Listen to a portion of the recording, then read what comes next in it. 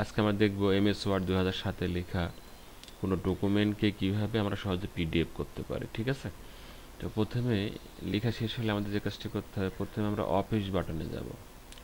এইটা হচ্ছে office button, গেলাম, ক্লিক করে এখান থেকে আমরা যাব হচ্ছে সেভ অ্যাজ। কোথায় যাব? Save as. সেভ অ্যাজে ক্লিক করলে আমরা অনেকগুলো অপশন পাবো, তার মধ্যে দেখেন লেখা আছে পিডিএফ। এই যে পিডিএফ লেখা আছে, এই পিডিএফের ওপর আপনি ক্লিক করবেন। আমি ক্লিক করলাম পিডিএফের ওপর। ক্লিক করার সঙ্গে সঙ্গে বলতেছে যে এখন একটা লোকেশন, মানে কোথায় আমি এটা সেভ করব। তো এটা আমি দিলাম ডাউনলোডে।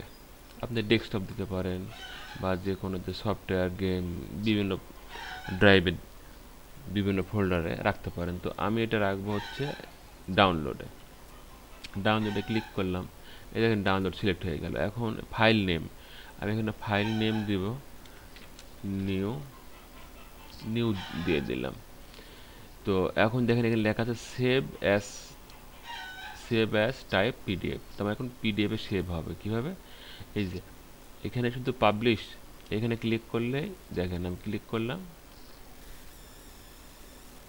এটা কিন্তু আপনার এই যে পিডিএফ হয়ে গেল। এই যে দেখতে পাচ্ছেন। এখন যদি আমি ডাউনলোডে যাই, এই যে এটা আমার ডাউনলোড, এই যে নিউ, এই যে নিউ নামে সেভ করলাম। এই যে এটা আমি ডাবল ক্লিক করে ওপেন করতেছি। এই যে ঠিক আছে, এইভাবে আমরা পিডিএফ করতে পারি। ওকে, আল্লাহ হাফেজ।